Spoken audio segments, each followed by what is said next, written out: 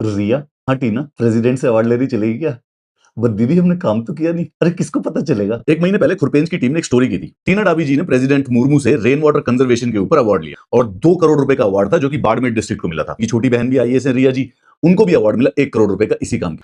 ये एक प्रोग्राम है जिसका नाम है जन संरक्षण जन भागीदारी। उसमें एक पोर्टल होता है, जो आप काम करते हैं उसको अपलोड करना पड़ता है और उसके बाद गवर्नमेंट अवार्ड देती है।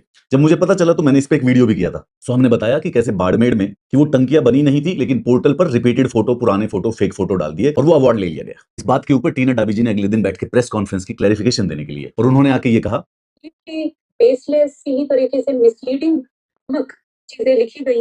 ये भी सुनिएगा। जिला प्रशासन बाड़मेर की छवि को कैसे धूमिल किया जाए और बाड़मेर का जो ये गौरव का पल है इसको कैसे छीना जाए। बाड़मेर की छवि धूमिल करने में जो सबसे ज्यादा हाथ और सबसे ज्यादा पैर, वो है टीना डाबी जी का। खुरपेंज की और मेरी उस स्टोरी के बाद बाड़मेर के एक न्यूज चैनल ने इनके एडमिनिस्ट्रेशन में आरटीआई लगवाई कि भाई वो जो 91,000 टांकियां हैं जिनकी फोटो डाल के तुमने 2 करोड़ रुपए का अवार्ड लिया है, जरा उनकी डिटेल्स दे दो। 8 जनवरी को ये आरटीआई लगाई गई थी। पहले ये आरटीआई कलेक्टर कार्यालय से जिला परिषद को भेजी गई, जिला परिषद से वाटरशेड विभाग को भेज दी गई और अंत में वाटरशेड विभाग ने बिना किसी स्पष्ट कारण आवेदन को निरस्त कर दिया। मतलब कि पूरे के पूरे बाड़मेर प्रशासन के पास इस बात की कोई डिटेल नहीं है कि आखिर वो कौन सी टंकियां थी जिसके बेसिस पे टीना डाबी जी प्रेसिडेंट के सामने 2 करोड़ रुपए का अवार्ड लेने चली गई थी। और जब इनकी चोरी पकड़ी गई तो इन्होंने प्रेस कॉन्फ्रेंस करके, ये देखिए, ऑफिशियल बाड़मेर डिस्ट्रिक्ट कलेक्टर से पोस्ट भ्रामक और फर्जी है, इसका उद्देश्य जनमानस को गुमराह करना। आज खुरपेंच ने बोला कि जब ये भ्रामक भ्रामक करने लग रहे थे, बाड़ इनको धमकियां भी दे रहे थे सोशल मीडिया पे कि बाड़मेर आ जाओ, तुमको दिखा देंगे सब कुछ।